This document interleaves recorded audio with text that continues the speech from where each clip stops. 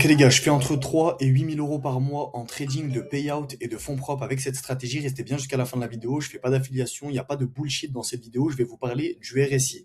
Le RSI, c'est quelque chose qui existe depuis le début des marchés financiers et c'est quelque chose qui est énormément utilisé par les fonds d'investissement, les banques, etc. Pourquoi? Déjà, le RSI, où est-ce qu'il se situe sur mon graphique? Avant même de vous parler de qu'est-ce que le RSI, je vais vous montrer à quoi ressemble le RSI visuellement. Donc le RSI, vous voyez ma souris bouger, excusez-moi, c'est ce qui se passe ici, ok, juste en dessous de mon écran à ce niveau-là. Donc vous avez trois zones qui sont importantes à retenir sur le RSI. Vous avez la zone des 70 que je vais vous entourer juste ici à droite. Je ne peux pas vraiment l'entourer ici, donc je vais vous l'entourer là. Donc la zone des 70 ici. Vous avez également la zone de neutralité qui est la zone des 50 ici.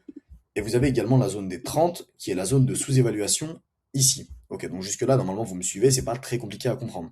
Le RSI, c'est littéralement une représentation du prix, non pas par des bougies, mais par en fait un graphique linéaire. Enfin, je sais pas comment on appelle ça vraiment, mais par le graphique que vous voyez à ce niveau-là. Vous voyez bien que quand le marché fait une impulsion haussière comme il le fait ici, globalement, sur le RSI, vous allez également voir cette impulsion haussière. Donc tout ce qui est représenté en fait sur le prix par les bougies, par le volume acheteur et le volume vendeur, excusez-moi, est littéralement repris de la même manière sur le RSI. Là où ma stratégie et là où ma manière de trader le RSI va être intéressant, c'est uniquement en tradant la zone des 70 qui est là et la zone des 30 qui est là. Je ne touche pas à la zone de neutralité. Pourquoi? Parce que la zone de neutralité, c'est la zone des 50. Alors encore une fois, quand je vous parle de chiffres, il y en a beaucoup qui me demandaient, mais quand tu dis 70, c'est quoi? Quand tu dis 30, c'est quoi? Etc. C'est ce qui se passe ici. Vous voyez encore ma souris, restez concentré. Ici, vous avez 70. Ici, vous avez 50. Ici, vous avez 30. Vous voyez, ces trois chiffres-là, 70, 50, 30, c'est les zones qui sont très intéressantes via le RSI. Donc moi, je vais trader uniquement la zone des 70 et la zone des 30. Pourquoi est-ce que je ne trade pas la zone des 50? Parce que la zone des 50, il n'y a aucune intervention acheteuse ou vendeuse, parce qu'on appelle ça une zone de neutralité. Quand je dis zone de neutralité, c'est que comme l'indique le mot neutre, c'est qu'il y a des acheteurs et des vendeurs qui s'entendent bien, entre guillemets, et donc il n'y a pas vraiment de zone d'intervention où est-ce que je pourrais intervenir, excusez-moi, sur les marchés. Donc, comment est-ce que je vais trader la zone des 70? Donc la zone des 70, c'est ce qu'on appelle la zone de surachat. Ok? Quand le marché sur le RSI, non pas sur les bougies, sur le RSI, quand le marché, les bougies dépassent ces pointillés, vous voyez les petits pointillés ici, je vais vous mettre une barre dessus, ça va être plus simple. Boum. Quand on dépasse cette zone-là, on dit que le marché est suracheté. Et qu'est-ce qui se passe quand le marché est suracheté? C'est qu'en fait, les acheteurs, ils ont acheté, et qu'au bout d'un moment, ils vont se rendre compte que le prix, vous savez, le prix n'est plus intéressant à l'achat. C'est-à-dire que le prix est beaucoup trop haut et beaucoup trop cher, et du coup, ils vont arrêter d'acheter. Et vous vous doutez bien que les marchés financiers, il y a des acheteurs et des vendeurs. Quand les acheteurs vont arrêter d'acheter, les vendeurs vont reprendre la main. Et quand les vendeurs vont reprendre la main, on va avoir un reversal, si vous voulez appeler ça comme ça, on va avoir une inversion de tendance. C'est pas vraiment une grosse inversion de tendance, mais en tout cas, on va avoir une réaction de la part des vendeurs. Ok. Donc ça, c'est ce qu'on appelle la zone des 70. Exactement pareil pour la zone des 30 qui sont sur les pointillés en bas. Ici, quand le marché, comme ça a été le cas, vous voyez, dans cette grosse zone de sous-évaluation ici, vous voyez là, vous voyez ici, pendant toute cette période-là, et dans toute cette période-là, dans toute cette zone, on a eu une grosse sous-évaluation. Et ça, c'est la même chose qu'à l'achat, sauf que le marché, on dit qu'il est survendu. Et quand on dit que le marché il est survendu, c'est que les vendeurs ils ont vendu, et qu'au bout d'un moment, les vendeurs ils ont pris du recul et ils se sont dit les gars, on a un peu trop abusé de la vente, on a un peu trop vendu. Actuellement, le prix n'est plus intéressant pour vendre, donc on va stopper la vente. Et quand ils vont stopper la vente, encore une fois, on va avoir une réaction de la part des acheteurs et les acheteurs vont reprendre la main. Comme ça a été le cas, je vais vous donner des exemples avant de vous expliquer concrètement comment est-ce que moi je trade. Parce que restez bien jusqu'à la fin de cette vidéo, abonnez-vous et surtout likez pour le référencement et dites-moi dans les commentaires quelle prochaine vidéo vous voulez sur la chaîne. Regardez globalement ici, ce qu'on peut voir le 21 août à 12h39 ou je sais pas à quelle heure c'était, boum, ici à ce niveau-là, j'ai eu une surévaluation. Quelle a été la réaction de cette surévaluation? Un inversement de tendance. Les vendeurs ont repris la main et on a eu un gros mouvement vendeur qui s'est enclenché. À ce niveau-là, pareil, qu'est-ce qui s'est passé? On a une surévaluation, un mouvement vendeur qui s'est enclenché. Ici, qu'est-ce qu'on a? À ce niveau-là, une mini surévaluation, un tout petit mini mouvement vendeur qui s'est enclenché, mais vous voyez que globalement, les zones réagissent assez bien et que globalement, quand on a des surachats, comme ça a été le cas également dans cette zone ici, vous voyez, boum, dans cette zone-là, on a également eu un surachat, vous voyez ici, hop, on est sorti de la zone des 70, et on a également eu une intervention de la part des vendeurs. Et ça marche de la même manière pour la survente. Et moi, personnellement, je traite que la survente. mais c'est quand même intéressant de voir le surachat. Moi, je prends que des achats. Ok?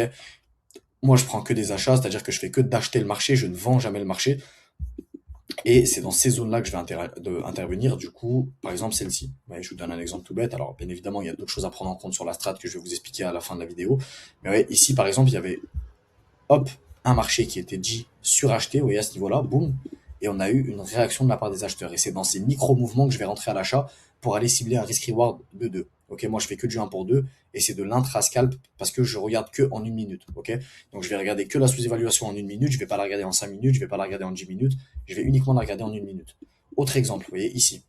Ici, qu'est-ce que vous pouvez remarquer? On est sorti de la zone des 30 dans le RSI, ce qui représente globalement cette zone-là. Et boum, on a eu une grosse injection de la part des acheteurs parce que les vendeurs ont décidé que pour eux, le marché n'était plus intéressant à vendre. Donc, c'est sur ce genre de mouvement que je vais rentrer à l'achat et sur lesquels je vais me faire take profit là sur ce trade dans peut-être 2-3 minutes à peine. Ok. Maintenant, vous allez me demander, est-ce que la strat est aussi simple que ça? Et est-ce que juste quand il y a une sous-évaluation, je rentre à l'achat immédiatement? Non, il y a des petites subtilités et surtout que j'ai d'autres confirmations pour pouvoir rentrer à l'achat sur ma stratégie. Parce que sinon, ça serait beaucoup trop simple et le win rate ne serait pas du tout intéressant parce que bah, c'est pas comme ça que ça marche. Moi, je vais combiner ces sous-évaluations aux order blocks M3, M5 et à la zone OTE. La zone OTE, il n'y a pas de time frame exact pour définir une zone OTE. La zone OTE, vous pouvez la regarder en M15, comme en M5, comme en M30, etc. Je vous donne un exemple tout bête. Je vais essayer de vous trouver un trade. Bah, par exemple, celui-là. Ok, celui-là, on va prendre cet exemple-là. Je vais revenir en replay et on va venir ici. Hop, et je vais bien zoomer correctement. Voilà. Donc, là, qu'est-ce qui se passe sur le marché? Imaginez-vous que vous êtes en train de trader ma stratégie. La première chose que vous devez remarquer, c'est qu'il y a une sous-évaluation à ce niveau-là. Ok, donc là, ici, à ce niveau-là, le marché est sous-évalué. Mon réflexe instantané en tant que trader qui trade cette stratégie que j'ai créée moi-même, je vais décaler en 3 minutes. Et en 3 minutes, je vais regarder si j'ai pas un order block. Un order block, je vous rappelle que ça doit commencer en début de mouvement. Si vous savez pas ce que c'est un order block, allez regarder mes précédentes vidéos, j'en parle. Pareil pour la zone OTE. Donc, un order block, là, pour moi, le vrai order block de ce mouvement-là, globalement, il est ici. Pour moi, il n'y a pas vraiment d'autre order block que celui-là. Il libère de la FVV. Non, il libère pas des VG, justement. C'est pas un order block qui est très puissant, mais c'en est un. Et pour la zone OTE, bah, globalement, si je me mets en M5, pour moi, la zone OTE, elle part de ce point bas-là et elle monte jusqu'à ce point-là. Donc, sur cette sous-évaluation-là, je ne serais pas rentré à l'achat. Vous voyez, hop, là, je l'aurais pas pris. Je l'aurais pas pris, je l'aurais pas pris. Regardez, on va laisser tourner le trade pour voir ce qui se passe après. Là, pareil, j'aurais pas pris. Et en fait, jusqu'à ce qu'on, voilà, pareil, jusqu'à ce qu'on intervienne dans les zones sur lesquelles j'attends des réactions, avec une sous-évaluation. C'est-à-dire que je vais tout le temps attendre une sous-évaluation dans mes ordres blocs ou dans mes zones OTE. Je vais essayer de vous donner un exemple qui est concret. Où est-ce que ça a TP, où est-ce que ça a SL, on s'en fout. Bon, par exemple, ici, je vous en ai parlé de celui-là. Ici, vous êtes sur ma stratégie. Vous remarquez quoi? Il y a une sous-évaluation qui est en train d'être créée ici. Et boum. Vous allez en 3 minutes, instantanément. Vous définissez la zone OTE. La zone OTE, pour moi, elle part de ce point bas-là et elle monte à ce point haut-là. On a un order block qui, pour moi, est là, mais qui a déjà été mitigate, parce que vous voyez, on est déjà venu taper dedans. Donc, cet order block-là, je vais pas le comptabiliser. Je peux me mettre en M5. En M5, il n'y a pas d'order block, il n'y a rien. Donc, là, si le marché arrive dans ma zone OTE avec une sous-évaluation, eh ben, j'attendrai une bougie haussière pour entrer à l'achat. On va voir si c'est ce qui se passe. Là, pour l'instant, il n'y a rien, il n'y a rien, il n'y a rien. Et vous voyez, par exemple, boum, là, on n'est pas venu chercher ma zone. Là, boum, on est venu la chercher après, mais je ne vais pas rentrer à l'achat parce qu'il n'y a pas ma sous-évaluation. Vous voyez, là, il n'y a plus de sous-évaluation. Le marché, il est plus sous-évalué. Le marché, il est totalement en zone de neutralité. Et finalement, bah, il y a la réaction que j'attendais sur la zone que j'attendais, mais il n'y a pas eu ma sous-évaluation. Et en respectant mon plan, je ne rentre pas à l'achat. Au trade qui peut être intéressant. En fait, le marché était beaucoup baissier. Quand le marché est beaucoup baissier, c'est un peu moins intéressant forcément, mais par exemple, celui-là, je vois pas vraiment s'il TP ou pas, mais globalement, il y en a un, excusez-moi, je vois rien avec l'écran qui est devant moi, mais il y en a un ici. Donc là, boum, il y a une sous-évaluation, je vais en 3 minutes, je vais vérifier est-ce qu'il y a un order block, etc. Donc là, je vois qu'il y a un order block ici qui a déjà été comblé, donc je vais pas le comptabiliser. Par contre, également, je vois qu'il y a une zone OTE qui part de ce point bas-là à ce point haut-là, excusez-moi, on est dans la zone OTE, je vais attendre, vous voyez là, c'est exactement ce que les trades que je prends à 200%. Pourquoi? J'ai ma sous-évaluation, j'ai une zone de support qui est ma zone OTE, je vais attendre une belle bougie haussière, je vais rentrer à l'achat instantanément à la clôture de la bougie haussière, je vais placer mon SL quelques points en dessous de mon entrée, et je vais aller target mon RR de 2. On va voir si c'est un trade qui serait passé, boum, là le trade m'aurait TP exactement ici. Et vous voyez, ce genre de trade, les gars, cette stratégie, Là, je vous la montre en vidéo. J'ai pas du tout préparé la vidéo. J'ai pas préparé mes zones à l'avance, etc. Je pourrais vous montrer des backtests de milliers de trades, entre guillemets. Bah, comme je vais vous montrer le backtest de la strat, hein, je vais aller dans backtest ici. Donc ça, c'est le backtest de la strat. Je suis en train de finir le mois de décembre. Il me reste quelques jours avant de terminer le mois de décembre. Et ben là, vous avez les stats de la stratégie, qui est littéralement une sous-évaluation 1 minute et un order block ou une zone OTE en support, une belle bougie haussière pour entrer à l'achat, placer son SL à quelques points en dessous de l'entrée pour protéger le point bas. Et voilà les stats. Donc le RSI ici, je crois que ça c'est le mois de juillet. Le mois de juillet est 45R, 13, 29, 18, 38, 3, 26, 17. Et c'est pas un backtest qui est biaisé parce que je suis quelqu'un de très robotique dans mes backtests. Ma stratégie, je la connais par cœur étant donné que je l'ai développée moi-même. On a à peu près entre 45 et 50% de win rate. On tourne plus aux alentours des 50. Vous voyez, si j'imprime je vais télécharger un, celui-là. Ouais, je télécharge un peu n'importe quel pour vous montrer que c'est du concret. Je télécharge lui et je télécharge celui-là. Juste pour vous montrer que, hop, je vais tous vous les ouvrir en rapide. Le deuxième, hop, le troisième et le dernier. Et vous allez voir le win rate. Je descends tout en bas de mon backtest. Vous voyez, 57% de win rate.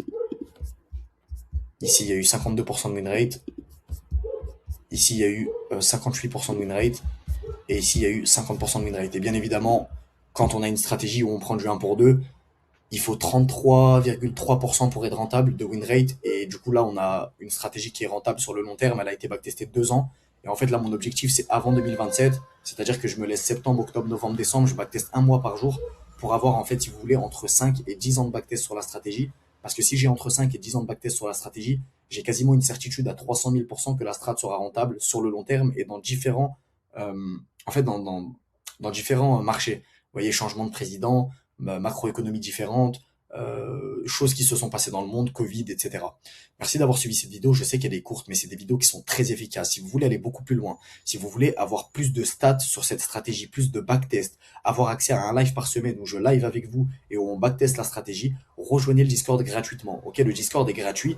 Bien évidemment, après, pour ceux qui veulent aller plus loin, bah, j'ai une solution payante pour ceux qui veulent aller plus loin, mais pour ceux qui, pour l'instant, veulent juste en savoir plus sur la stratégie, parler avec des gens qui sont rentables avec cette stratégie, parler avec des gens qui ont payout avec cette stratégie, etc. Vous allez dans la description, vous rejoignez le Discord qui est complètement gratuit. Merci d'avoir suivi cette vidéo. Commentaire, like, abonnement pour le référencement. Merci d'avoir suivi les gars. Ciao, ciao.